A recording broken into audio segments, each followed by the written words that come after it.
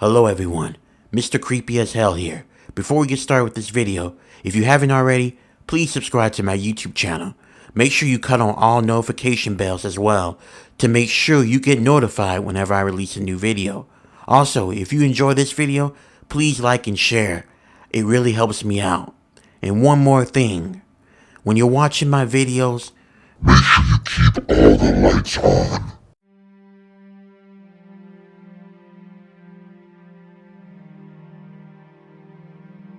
My name is Amy, and I'm married to my wonderful husband, Stanley.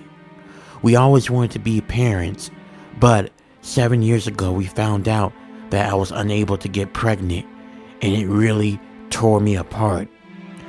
I was hurting and I was crying that I would never get to experience something that every woman goes through whenever they're expecting their first child or their second or whatever. It hurted me. It hurted my husband, but I was hurt more. A few days later, my husband suggested that we could adopt, and I decided to go with his idea. But looking back on it now, I really wish I hadn't, because if I hadn't gone through with the idea, this kid wouldn't be anywhere near me or my family. This happened in the summer of 2017.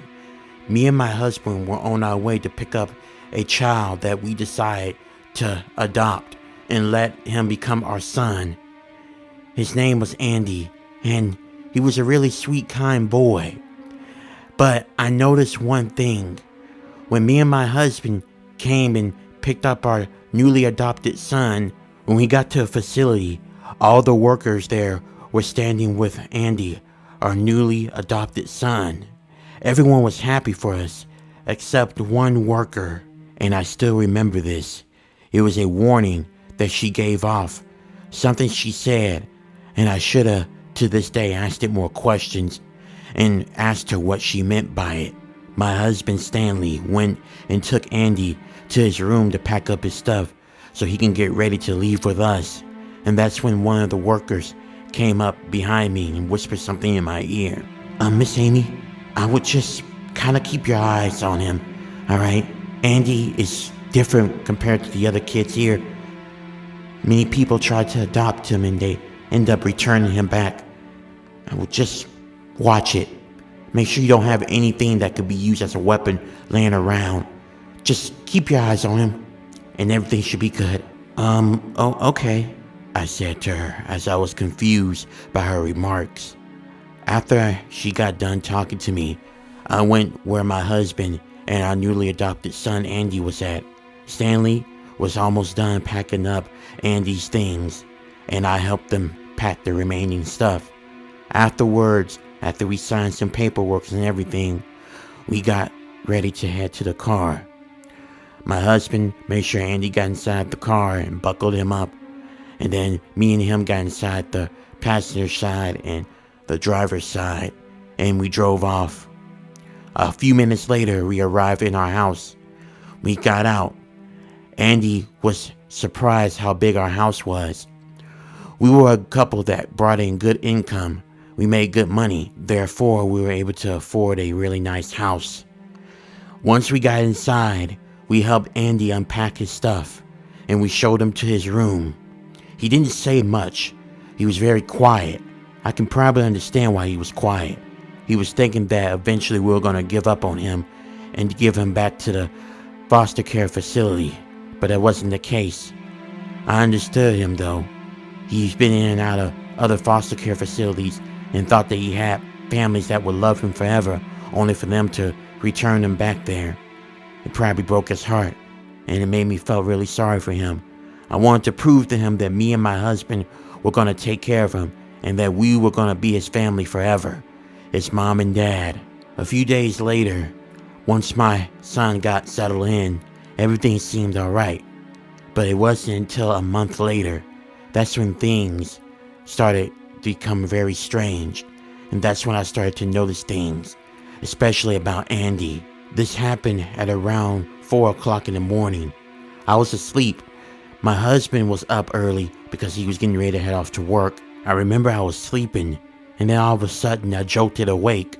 I don't know why, but I just got up. I felt like something woke me up, and that's when I heard it. My husband was yelling. I kept on hearing him say, "How'd you get a hold of that? Hey, give it to me. Give it to me. Give it to me. Give it to me. Give it to me. Give it to me. Give it to me. Give it to me." Confused and concerned about what was going on, I immediately dashed out of bed and ran downstairs. And what I saw almost made me want to choke on my own saliva. My husband was looking startled and scared. His eyes were wide open. And then I turned, and it was Andy. He had a big knife in his hands. He had a look on him that scared the fuck out of me. It was like he was smiling. His eyes were wide open.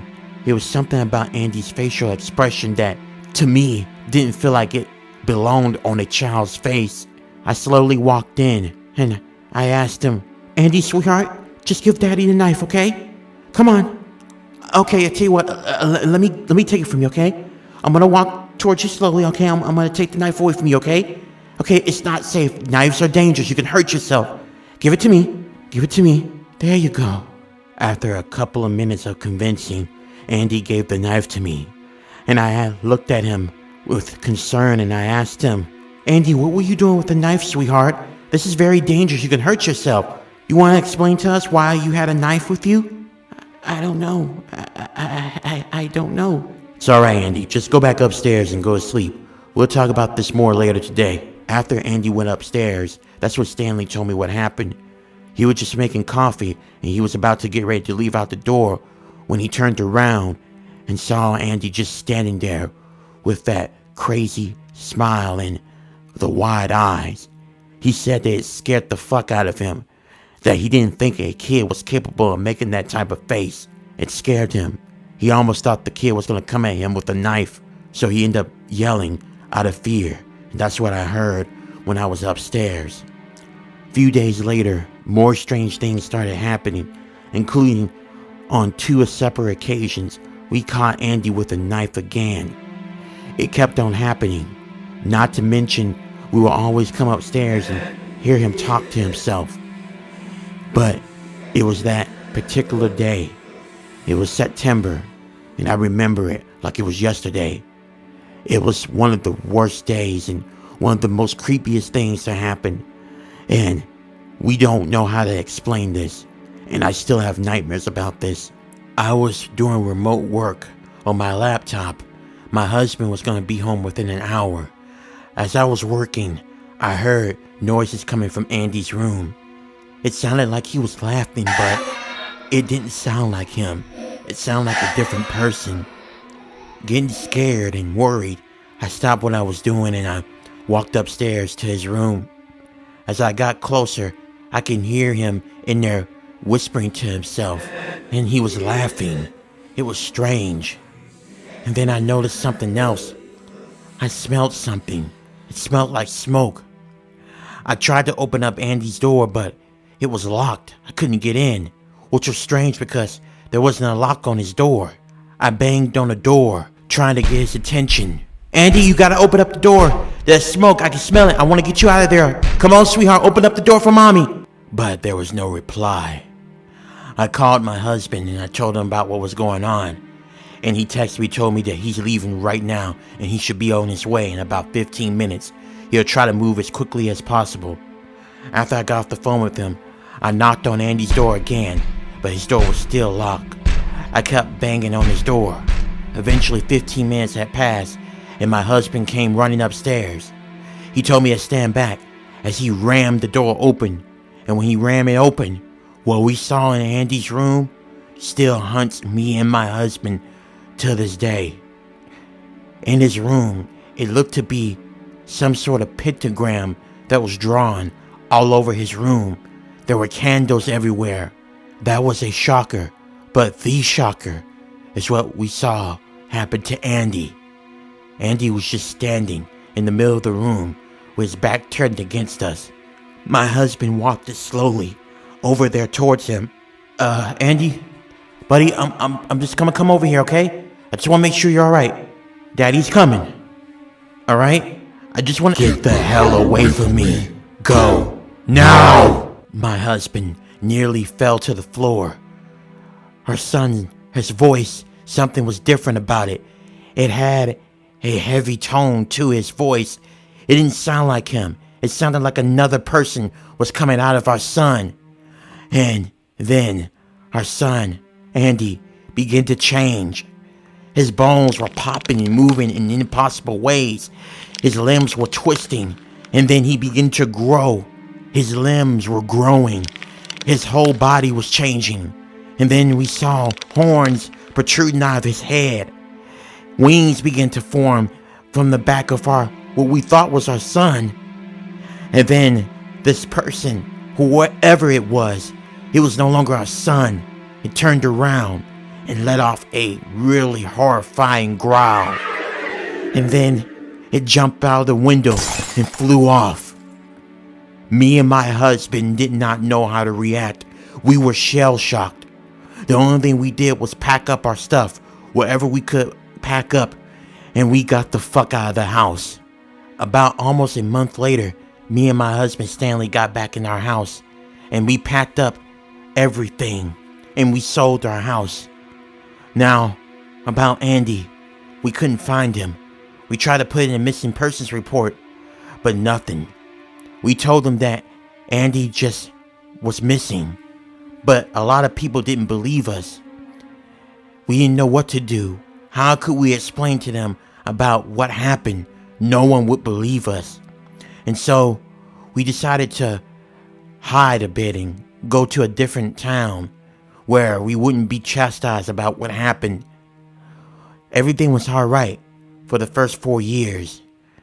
Eventually I did wind up getting pregnant, and it was a miracle. We had our own child. I want to say this is where the story ends, but not quite yet. Recently I was online and I was looking up something about scary stories, and I came across something that really terrified me, and it made my blood run cold. I called my husband Stanley as he was holding our 3-year-old son, and what we both saw scared the fuck out of us. It was an article about a woman who adopted a child, and that child's name, you guessed it, it was Andy. And what she explained was that Andy was not a boy. She said that she didn't care if people think that she was crazy. She said that that child that she had was the devil. She showed videos of Andy. He was a teenager now, 14 years old. And he kept on making weird remarks and whispering. He kept on doing strange things. He kept on growling in some of the video proof that she had on her YouTube channel. Many people thought it was fake, but me and my husband knew it was real. And then she uploaded one last video on YouTube, and this was in 2023. Ever since then, she hasn't uploaded anything. And in the video, it shows Andy just standing there. The woman is crying, asking him to stop. And then Andy just turns and runs towards her on camera. And if you really look back at the video, just for a split second, it looks like Andy changed. He wasn't a human being anymore. And that's when the video cuts off. That last uploaded was in November 18th, 2023. And I'm telling you this on December 20th, 2024. She hasn't uploaded anything else. I fear that, obviously, Andy, or wherever he was, got her. And he's probably roaming around elsewhere. It's really scary to think about this. And now I look back on the woman who warned me about Andy.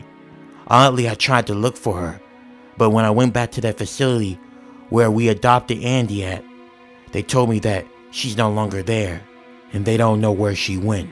I just pray and hope that whatever Andy is, he never finds us, because I want to keep me and my son and my husband safe.